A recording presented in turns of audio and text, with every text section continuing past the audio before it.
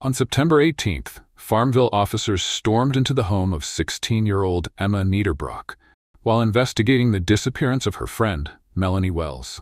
Inside, what they found was beyond devastation. 4 decomposing bodies lay in the house, including Melanie, the very girl they had been searching for. Just like the other corpses, she had been brutally bludgeoned to death with a maul. The sheer brutality of the attack was staggering, and investigators later described the crime scene as one of the most gruesome they had ever encountered. What really happened to Emma's family and Melanie Wells? And how could a missing girl be found dead inside her friend's home, killed alongside her friend's family? Today, we unravel the chilling truth behind the Farmville murders, one of the bloodiest massacres in Virginia's history. But before we begin, make sure to like and subscribe to stay updated on our latest true crime stories. Emma Niederbrock, a 16-year-old girl from Farmville, Virginia, was the only daughter of Dr. Deborah Kelly, a university professor, and Mark Niederbrock, a pastor at Walker's Presbyterian Church. Her upbringing was rooted in education and faith, and she was homeschooled from middle school onward. With her parents actively involved in her studies, Emma was known as a well-mannered and intelligent child. However, everything changed after her parents' divorce in early 2009. Emma moved in with her mother and hit a rebellious phase, completely transforming herself. She dyed her hair bright pink, started wearing Gothic-style clothing, and got deeply into alternative subcultures, especially a niche music genre with dark and violent themes. Her dad was still involved in her life, and both parents did their best to support her, but the separation seemed to take a toll on Emma. Her mother assumed the change in clothing and disturbing music taste was just a phase. But in reality, Emma was deeply involved in online communities, connecting with others who shared her dark interests. Little did she know, this fascination was about to take her down a dark and devastating path, one that wouldn't just impact her, but also her family and friend. Through online spaces, she connected online with Richard McCroskey, a 20-year-old aspiring horrorcore rapper from California. Using the alter ego Ragdoll, Emma formed a disturbingly close bond with Richard. Their long-distance relationship revolved around online chats, texts, and social media, where they fed off each other's dark obsessions. As time passed, McCroskey became increasingly attached to Emma. You made me videos, and he said please, so I'll make you this video, even though I'm not gonna do anything, because my room's kind of dirty, and yeah, I don't want to show you my dirty room. But this video is for Emma, because you just told me to say your name, so I don't know. I'll make you another video once clean, I promise. Richard kept his promise. He cleaned his room and made Emma another video. In this one, he began with a tour of his room, starting by proudly showing off his collection of empty energy drink cans, bragging about his addiction to them. Next, he gave Emma a look at his underground CD collection, carefully displayed on a shelf. He then moved on to his wall of awesomeness, a patchwork of posters and flyers, most of which were related to the horrorcore subculture. He wanted to share some more random items with her, but his battery was running low, and he had to cut the video short. In the video, Richard looked shy, nervous, and his voice shaky. Clearly, he was afraid that Emma might judge him, but he wanted to impress her, so he kept his promise, cleaned his room, and recorded another video just for her.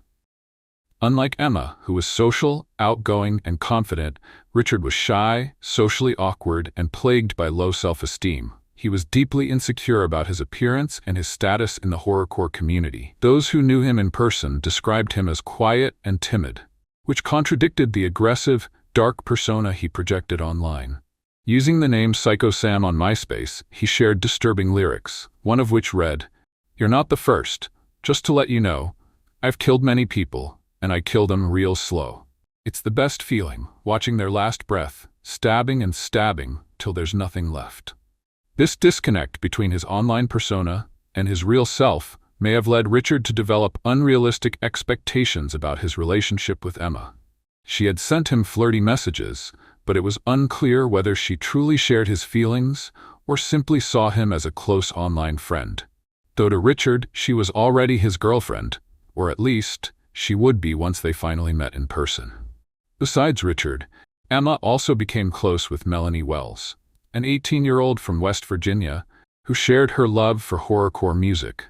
What started as an online friendship quickly grew, and despite living in different states, they eventually met in person and visited each other frequently. Both were rebellious teens drawn to dark aesthetics. They found comfort in their shared love for photography and gothic fashion.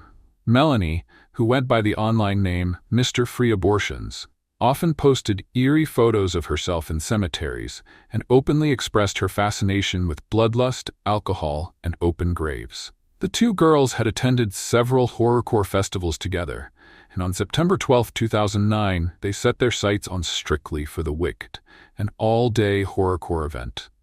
Soon, Richard found out about the girls' plans for the festival and asked to tag along.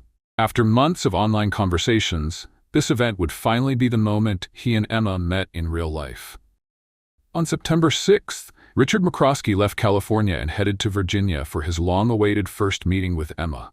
Still convinced that he was the cool, aggressive rapper she had come to know online, Emma could hardly contain her excitement. On September 7th, she posted an affectionate message on his MySpace that read, "Next time you check your MySpace, you'll be at my house. I love you so, so much, baby. Forever and for always." The plan was that Richard stayed at Emma's house in Farmville since he arrived several days earlier from the festival. It's unclear why her parents allowed a complete stranger to stay with them, but they may have felt it was safer to supervise him rather than let Emma meet him alone. Around the same time, Melanie Wells also arrived at Emma's house, joining them for the trip. The festival was scheduled to begin at 1 p.m. on September 12th. Concerned about their teenage daughter spending hours on a long trip with an older man she had never met in person, Mark and Deborah decided to personally drive the trio on the 10-hour journey to Southgate, Michigan. While the teens attended the event, they planned to spend the day exploring the city. Little did they know, this trip would be the last time they were seen alive. When Emma finally saw Richard in person, the excitement she once had for him instantly faded. The mysterious, edgy figure from his MySpace photos was nothing like the awkward, timid guy standing before her. He was shorter than she expected, dressed in an oversized black hoodie and baggy cargo pants. His greasy red hair hung limply over his forehead. Any attraction she had for him vanished, and it wasn't long before both she and Melanie became visibly uninterested in his presence. Richard noticed Emma's changed behavior, but still believed that the festival's horrorcore vibe would remind her of the bond they shared online.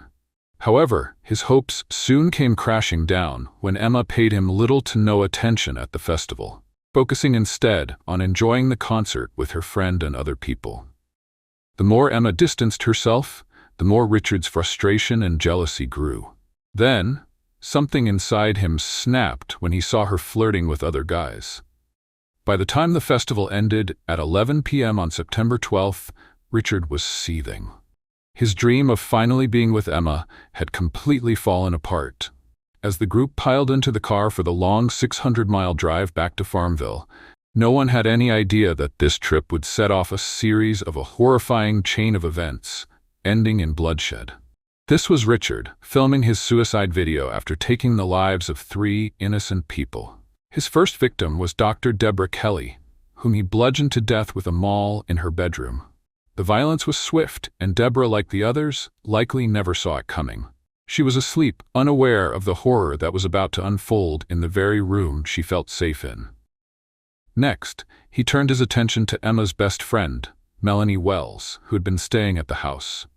Much like Deborah, Melanie was probably unaware of the impending danger as she lay asleep. In a brutal twist of fate, she too became one of his victims, her life violently taken in the same cold, merciless manner. With Melanie and Deborah dead, Richard turned to the girl he had once idolized, Emma. Ensuring she had no chance to resist or fight back, Richard attacked her when she was asleep.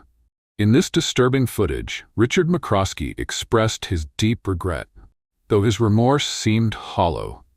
He began by telling anyone who found the video to inform his parents that he loved them and apologized to his brother and his friends.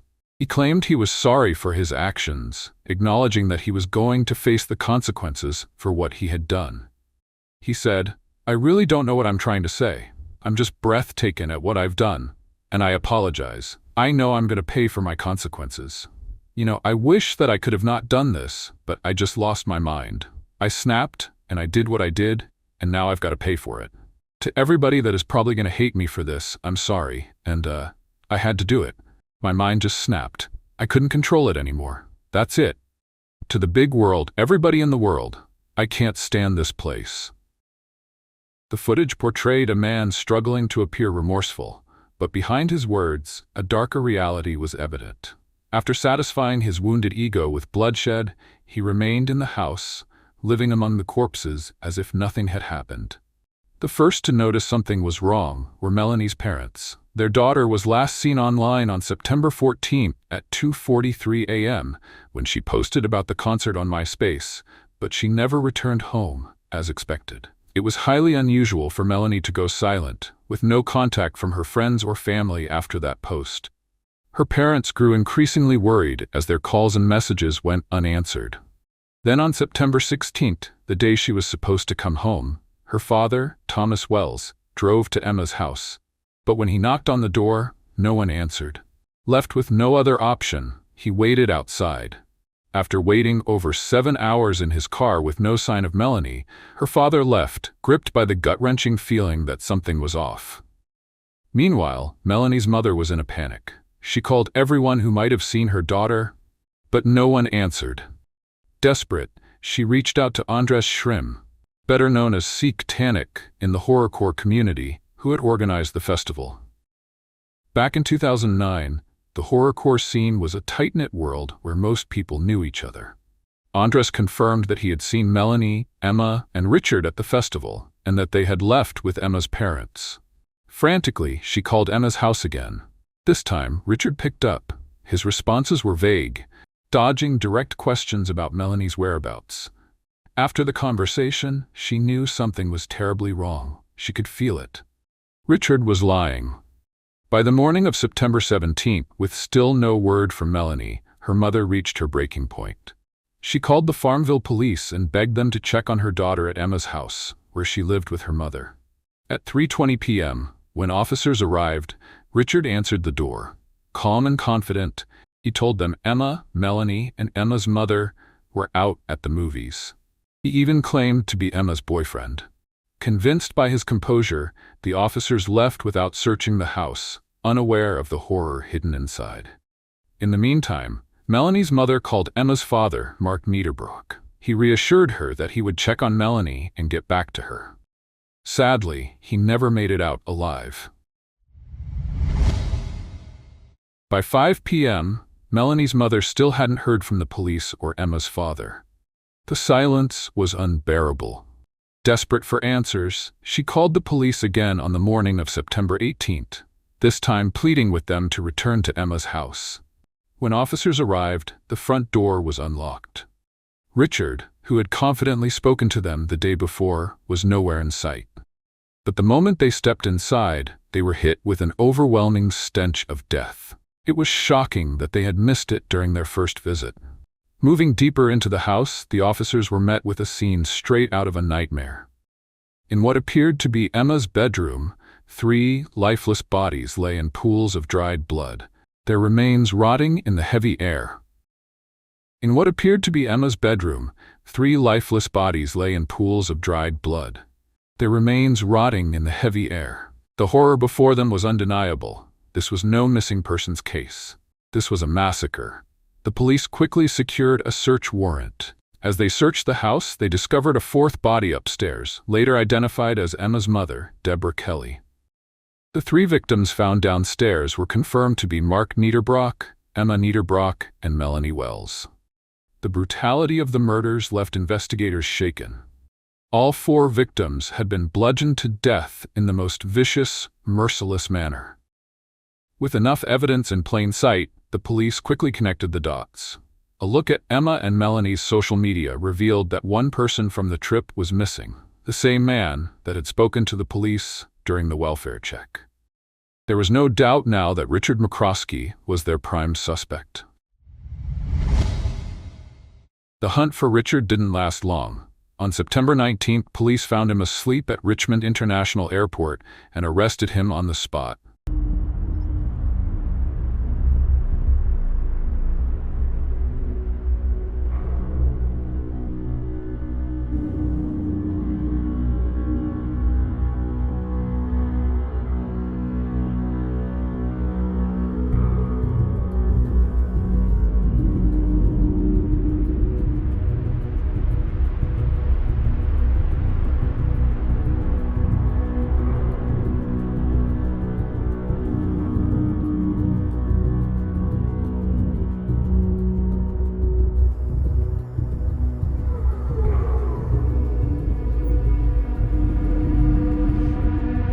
What made his capture even more shocking was that officers had already encountered him just 12 hours before discovering the massacre. Around 4 a.m. on September 18th, Richard had gotten a car stuck in a ditch.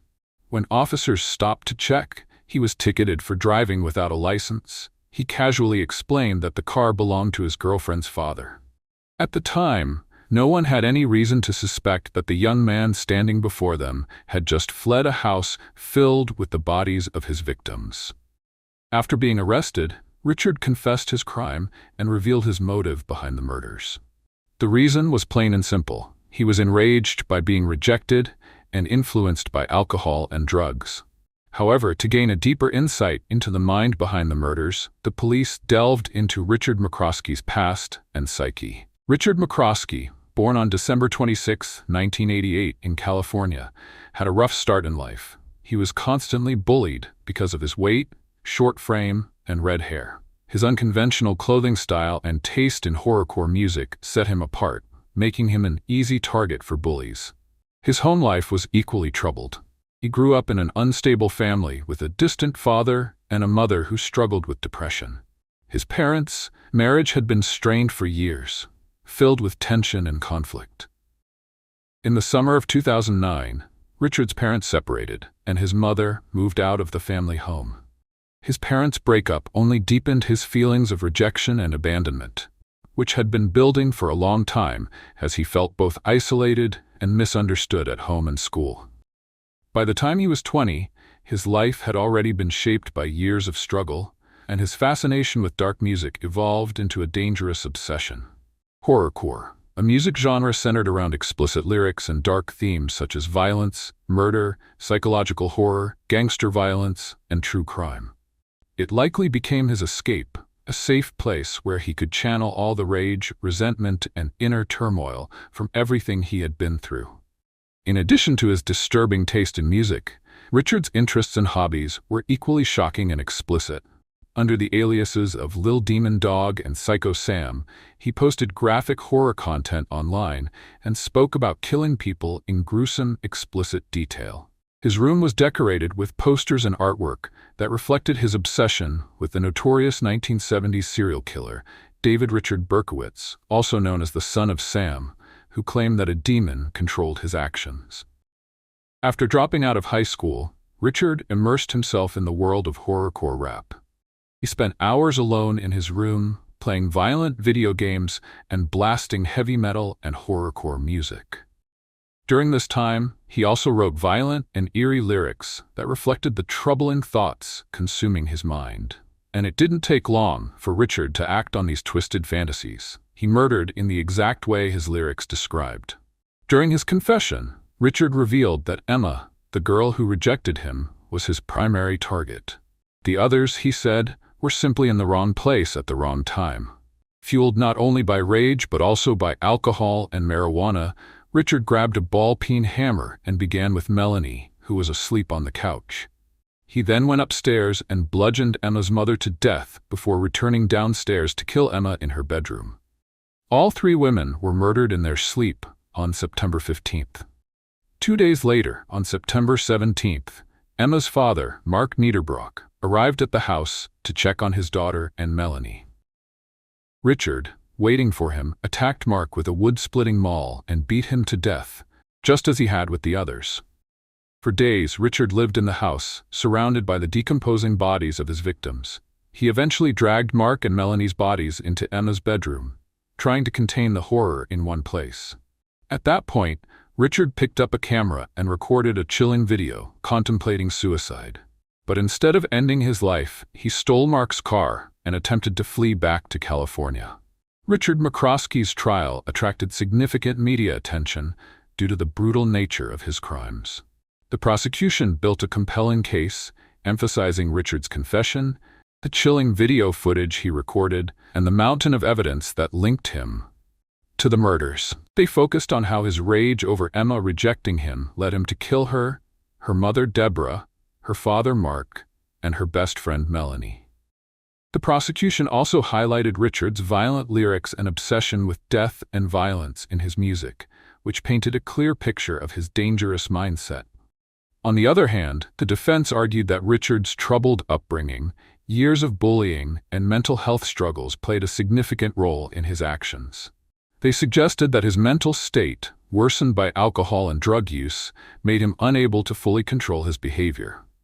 However, the jury found the defense's arguments insufficient, especially when weighed against the overwhelming evidence of premeditated murder. In the end, Richard McCroskey was charged with robbery, grand theft, and 6 counts of first-degree murder. He pleaded guilty and was sentenced to life in prison. That brings us to the end of today's episode. What are your thoughts on this case? Let us know in the comments below. If you enjoyed this video, don't forget to like and subscribe for more true crime stories. Until next time, stay safe.